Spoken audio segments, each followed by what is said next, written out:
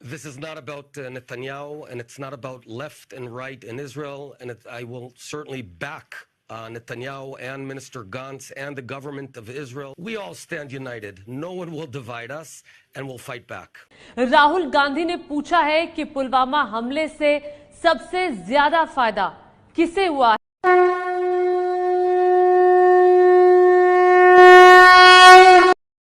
नमस्ते दोस्तों, आप सबका एक बार फिर से स्वागत है आपके अपने YouTube चैनल सत्य सनातन में। जैसा कि आप देख ही रहे हैं, पूरा विश्व दो भागों में बंट चुका है और हमास जो कि एक आतंकवादी संगठन है और इजराइल की ये लड़ाई, आपसी लड़ाई अब धीरे धीरे बड़े युद्ध की तरफ बढ़ रही है। जैसा कि हमने आपको पिछले वीडियोस में बताया है कि किस प्रकार से आपसी समझौते की लड़ाई के बीच में आतंकवादी संगठन हमास के कूदने के बाद में यह लड़ाई धीरे धीरे बढ़ती चली गई।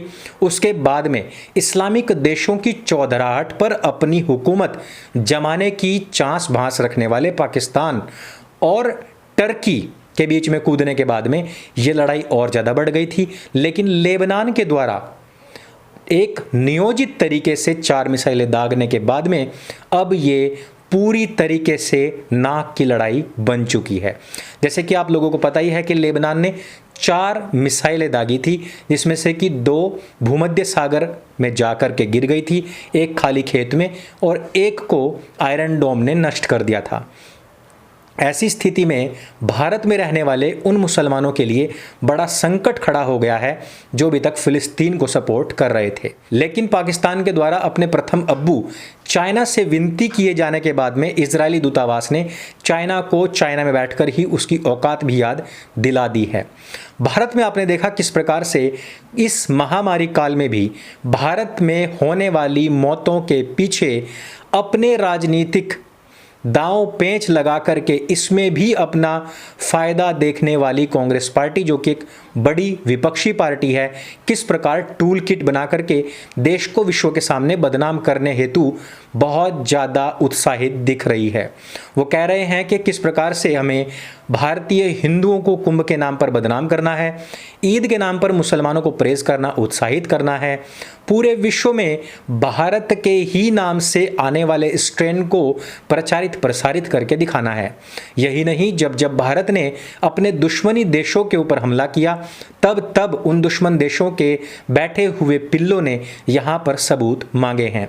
जहाँ एक तरफ भारत के द्वारा की गई कार्रवाइयों के बाद में अरविंद केजरीवाल हो या फिर राहुल गांधी, जिन दोनों का नाम पिछले 2 दिनों में टूल किट में आ चुका है, उन दोनों ने ही जहां एक तरफ सबूत मांगे थे, वहीं पर इजरायली विपक्षी पार्टी ने एक इंटरव्यू में अल जजीरा को दिन में ही तारे दिखा दिए। अल जजीरा के द्वारा नेफ्टली बेनेट, जो कि विपक्षी पार्टी के बड़े नेता हैं, उनके इंटरव्यू में पूछा कि अभी इलेक्शन आने वाले हैं, हो सकता है कि आपकी पार्टी जीत जाए और आप प्रधानमंत्री बन जाएं, ऐसे समय में भी क्या आप प्रधानमंत्री नेतन्याहू को सपोर्ट करेंगे? नेफ्टली ने बहुत ही साफ शब्दों में कहा कि अभी हमारा पूरा फोकस हमास के आतंकवादियों को ढूंढ करके और खासकर उसके कमांडर को ढूंढ करके निपटाने का प्लान चल रहा है। हम पूरी तरीके से अपनी सरकार के साथ में हैं। दोस्तों, ये वही बात है कि चुनाव आते रहेंगे, जाते रहेंगे, लेकिन देश की संप्रभुता और इसके विश्वास को ना डिगने देने की जो प्रतिबद्धता है, वो सरकार हो या विपक्ष, दोनों को ही निभानी है।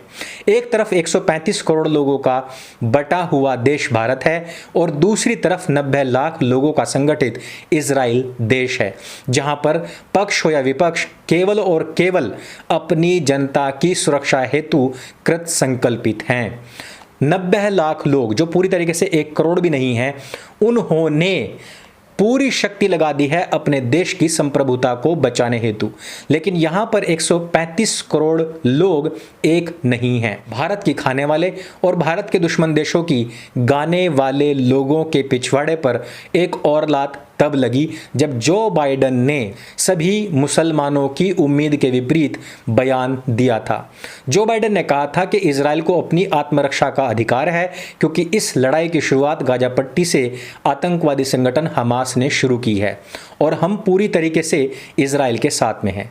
लेकिन इसके बाद दूसरी लात उस समय पर लगी जब प्रमुख मुस्लिम देशों ने भी इजराइल का ही साथ दिया। दोस्तों, बहुत ही कम लोगों को पता है कि सऊदी अरब, यूएई, कुवैत और ओमान जैसे देश अभी भी इजराइल के ही साथ में हैं। और ऐसा होने के पीछे बड़ी वजह है इस्लामिक देशों की चौधराहट की लड़ाई। एक तरफ जहां पाकिस्तान को लग रहा है कि वो 56 के 56 इस्लामिक देशों में एकमात्र न्यूक्लियर पावर है, वहां के मंत्री, वहां की जनता कह रहे हैं कि उनको उठा करके ये परमाणु बम इजराइल पर छोड़ देने चाहिए। वहीं पर टर्की को अपनी खलीफत के सपने वापस से आने लगे हैं, उसको अपना ओटोमन एम्पायर सपनों में दिखाई देने लग गया है।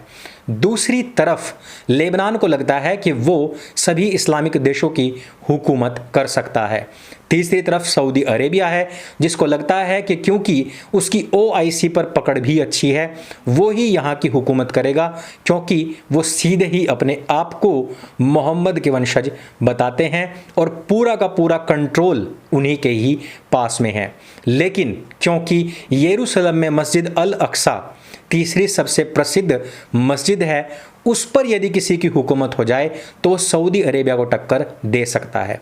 और इसी आपसी टकराव में सभी के सभी इस्लामिक देश एक नहीं हो पा रहे हैं।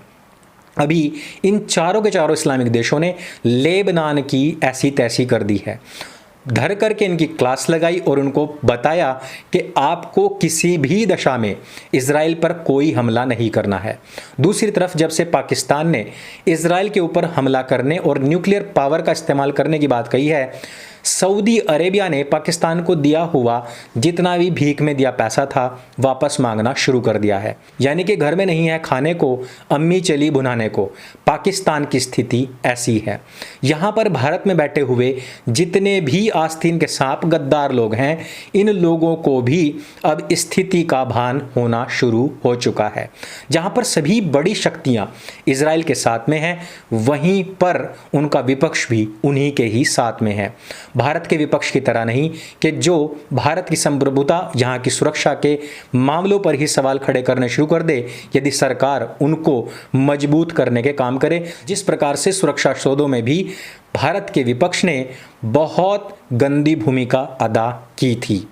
तो दोस्तों, आपको क्या लगता है कि आने वाले समय में क्या यह लड़ाई तृतीय विश्व युद्ध की ओर बढ़ती हुई दिखती है? इसका निर्णय किस तरफ बैठेगा? आपको क्या लगता है कि इस्लामिक देशों की हुकूमतों को लेकर के टर्की ने जो 2050 का नक्शा पेश किया है, क्या वैसी स्थिति होगी, या फिर ये चार देश इस्लामिक हुकूमत को ऐसे ही कंट्रोल करते रहेंगे? पाकिस्तान की क्या स्थिति होगी और भारत में बैठे हुए आस्तीन के सांप गद्दारों की क्या स्थिति होगी, इसको भी नीचे कमेंट करके अवश्य बताएं। लेकिन सबसे महत्वपूर्ण सवाल ये कि इजराइल में जिस प्रकार का विपक्ष है, क्या भारत में उस प्रकार का विपक्ष नहीं होना चाहिए था? भारत के विपक्ष की क्या भूमिका है और भारत का विपक्ष क्या कहीं भारत के दुश्मन देशों की गोद में तो नहीं खेल रहा है? इस्लामिक देशों की इस आपसी फूट के चलते हमें लगता है कि इजराइल और मजबूत होगा और आने वाले समय में गांजा पट्टी पूरी तरीके से धूल दूषित होकर के समतल हो जाएगी। इस वीडियो में सिर्फ इतना ही। ये वीडियो अगर आपको अच्छी लगे, जानकारी से भरपूर लगे, तो इसको सबके साथ में शेयर अवश्य कीजिए। मेरे संग बोली सत्य सनातन वैदिक धर्म की जय। जय हिंद, वंदे मातरम।